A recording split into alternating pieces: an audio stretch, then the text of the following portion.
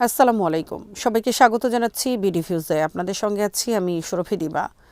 জুলাই আন্দোলনের পর বাংলাদেশের রাজনীতি যে জায়গায় এসে দাঁড়িয়েছে সেটিকে কেবল ক্ষমতার পালাবদল হিসেবে দেখলে বড় ভুল হবে। এটি ছিল রাষ্ট্র ও সমাজের গভীর এক মনস্তাত্ত্বিক ভাঙন এবং পুনর্গঠনের মুহূর্ত। দীর্ঘ ফ্যাসিবাদী শাসনের মধ্যে দিয়ে জনগণ যে অভিজ্ঞতার ভেতর দিয়ে গেছে, সেখানে রাজনৈতিক দলগুলো কেবল সংগঠন নয়, তারা হয়ে উঠেছিল নির্যাতনের যন্ত্র, ভয় উৎপাদনের কারখানা এবং সামাজিক বিভাজনের বাহন।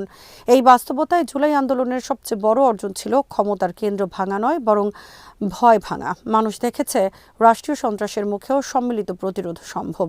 এই চেতনার মধ্য দিয়েই নতুন বাংলাদেশের ধারণার জন্ম নেয়। বাংলাদেশের রাজনীতির নতুন গতিপথ, সমস্যা ও সম্ভাবনার কিছুটা তুলে ধরেছেন ওয়াহিদ ফারুকী।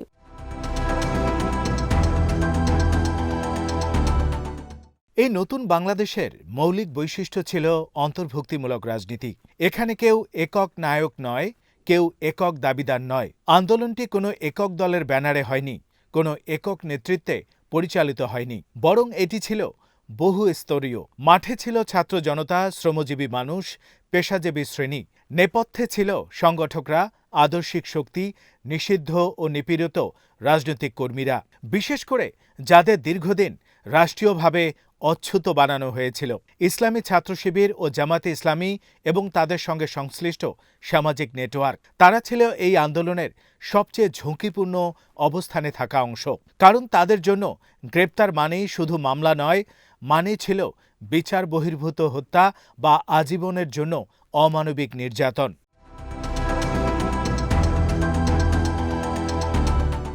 এই বাস্তবতা বোঝা ছাড়া গুপ্ত বা সুপ্ত শব্দের রাজনৈতিক তাৎপর্য বোঝা সম্ভব নয়। যারা প্রকাশ্যে ব্যানার নিয়ে রাজপথে নামতে পারেনি, তারা নামেনি ভয়ের কারণে নয়, বরং রাষ্ট্র আগেই তাদের নাগরিকত্ব কেড়ে নিয়েছিল।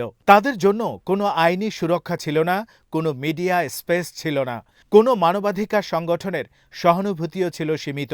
সেই মানুষগুলো যখন নিজেদের অস্তিত্ব লুকিয়ে ফ্যাসিবাদের বিরুদ্ধে কাজ করেছে, তখন সেটি ছিল কাপুরুষতা নয়, বরং টিকে থাকার কৌশল। ইতিহাসে প্রতিটি দমনমূলক শাসনের বিরুদ্ধেই এই ধরনের আন্ডারগ্রাউন্ড প্রতিরোধ গুরুত্বপূর্ণ ভূমিকা রেখেছে। সেগুলোকে অবজ্ঞা করা মানে ইতিহাস ও বাস্তবতা দুটোকেই অস্বীকার করা।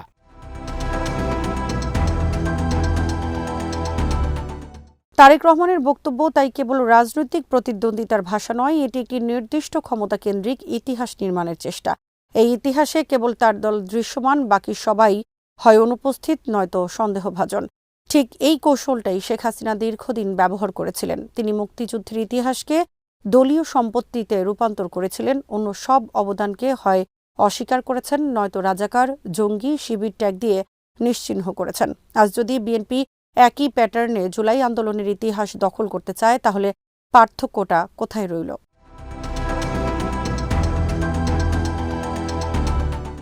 আরেকটি গুরুত্বপূর্ণ দিক হল কৃতজ্ঞতার রাজনীতি। রাজনীতি কেবল ক্ষমতা অর্জনের খেলা নয়, এটি স্মৃতি, দায়বদ্ধতা ও নৈতিকতারও ক্ষেত্র। তারেক রহমানের দেশে ফেরা, তার রাজনৈতিক পুনর্বাসন, তার মায়ের চিকিৎসা ও জানাজা, এই সব কিছুই সম্ভব হয়েছে একটি নির্দিষ্ট রাজনৈতিক বাস্তবতার পরিবর্তনের কারণে। সেই পরিবর্তন তিনি একা ঘটাননি, তার দলও একা ঘটায়নি। এটি ঘটিয়েছে একটি বিস্তৃত সামাজিক আন্দোলন। সেই আন্দোলনের শরিকদের প্রতি ন্যূনতম সম্মান দেখানো রাজনৈতিক পরিপক্কতার পরিচয় হতো, কিন্তু তার বিপরীতে কটাক্ষ ও অবজ্ঞা দেখানো ক্ষমতার দম্ভকেই প্রকাশ করে।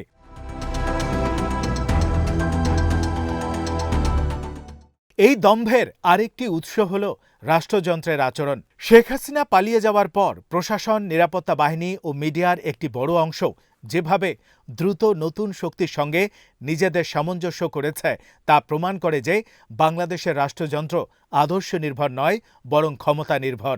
আজ যারা বিএনপির প্রতি অতিরিক্ত আনুগত্য দেখাচ্ছে, তারা গতকাল একইভাবে আওয়ামী লীগের প্রতি আনুগত্য দেখিয়েছে। এই ধারাবাহিকতা না ভাঙলে কোনো নতুন বাংলাদেশ সম্ভব নয়, বরং এতে বিএনপিও সেই একই রাষ্ট্র কাঠামোয় বন্দী হয়ে পড়বে, যেটি একসময় আওয়ামী লীগকে ফ্যাসিবাদী করে তুলেছিল।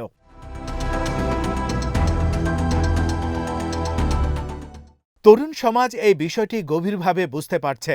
তাই তারা শুধু কথায় নয়, ভোটে এর প্রতিফলন ঘটিয়েছে। ছাত্র সংসদ নির্বাচনগুলোতে বিএনপি তথা ছাত্রদলের পরাজয় কোনো সাময়িক ক্ষোভ নয়, এটি একটি দীর্ঘস্থায়ী আস্থাহীনতার প্রকাশ। তরুণরা দেখেছে, যারা আন্দোলনের সময় নিরাপদ দূরত্বে ছিল, তারা এখন সবচেয়ে বড় দাবিদার হয়ে উঠেছে। এই বৈপরীত্য তারা মেনে নিতে চায় না। তারা এমন রাজনীতি চায় যেখানে অবদান অনুযায়ী সম্মান দেয়া হবে, যেখানে ইতিহাস বিকৃত হবে না।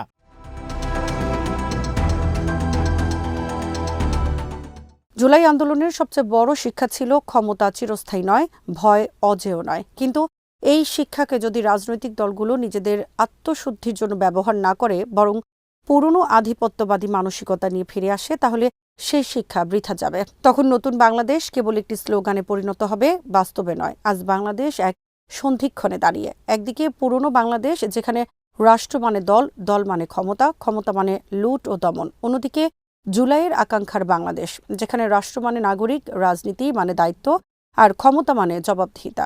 এই দুই পথের মধ্যে কোনটি বেছে নেওয়া হবে, সেটাই নির্ধারণ করবে আগামীর ইতিহাস। কৌশলের নামে গুপ্ত কিংবা সুপ্ত বেশ ধারণ করেনি বিএনপির কর্মীরা। তারেক রহমানের গুপ্ত সুপ্ত বক্তব্য সেই সিদ্ধান্তটিকে আরও জটিল করে তুলেছে। এটি শুধু একটি বাক্য নয়, এটি একটি দৃষ্টিভঙ্গির প্রকাশ। যদি এই দৃষ্টিভঙ্গি বিএনপির ভবিষ্যৎ রাজনীতির ভিত্তি হয়, তাহলে নতুন বিভাজন অনিবার্য। আর যদি এই বক্তব্য থেকে শিক্ষা নিয়ে বিএনপি আত্মসমালোচনায় যায়, ইতিহাসের সব শরিককে স্বীকৃতি দেয়, তাহলে এখনও নতুন বাংলাদেশের স্বপ্ন বাঁচানো সম্ভব। আমি বিশ্বাস করি, দৃঢ়ভাবে বিশ্বাস করি, যে দলের নেতাকর্মীরা অন্যায়ের বিরুদ্ধে জুলাই বিপ্লবের মধ্য দিয়ে যে নতুন বাংলাদেশ গড়ে উঠেছে, সেখানে রাজনৈতিক দলগুলো পরস্পরের প্রতি আস্থা ও ন্যূনতম সম্মানবোধ বজায় রেখে কাজ করবে, এমনটাই ছিল জুলাইয়ের আকাঙ্ক্ষা। শেখ হাসিনার দীর্ঘ ফ্যাসিস্ট শাসনে যেভাবে রাজনৈতিক বিভাজন দিয়ে দেশকে দুভাগে ভাগ করে ফেলা হয়েছে, সেই রাজনীতি নতুন বাংলাদেশে আবার ফিরে আসুক, এমন কামনা বাংলাদেশের কেউই করে না। বাংলাদেশের মানুষ চায় একটা উদার রাজনৈতিক পরিবেশ তৈরি হবে, যেখানে রাজনৈতিক ভিন্নতা থাকা সত্ত্বেও পরস্পরের প্রতি শ্রদ্ধা ও সম্মান বজায় থাকবে। যে আন্দোলন সংগ্রামের কারণে তিনি দেশে ফিরতে পেরেছেন, নতুন করে রাজনীতিতে পুনর্বাসিত হতে পেরেছেন, সেই কৃতজ্ঞতা না জানিয়ে তিনি উল্টো তিরস্কারের পথ ধরলেন। এটা রাজনীতিতে অশনি সংকেত বলে মনে করছেন রাজনৈতিক বোদ্ধারা। সারা দেশে ফ্যাসিবাদ বিরোধী আন্দোলনের সময় শুধুমাত্র বিএনপি বাংলাদেশের মানুষ এখন আর নীরব দর্শক নয়। জুলাই তাদের রাজনৈতিক পরিণতিকে বদলে দিয়েছে। তারা দেখেছে, বিশ্লেষণ করছে, তুলনা করছে, কে কৃতজ্ঞ, কে অহংকারী। এই পার্থক্য তারা বুঝতে শিখে গেছে। তাই আগামীর বাংলাদেশ পুরনো বাংলাদেশে ফিরে যাবে নাকি জুলাইয়ের আকাঙ্ক্ষায় এগিয়ে যাবে, এই প্রশ্নের উত্তর শুধু সময় দেবে না, দেবে জনগণের সচেতন প্রতিরোধ।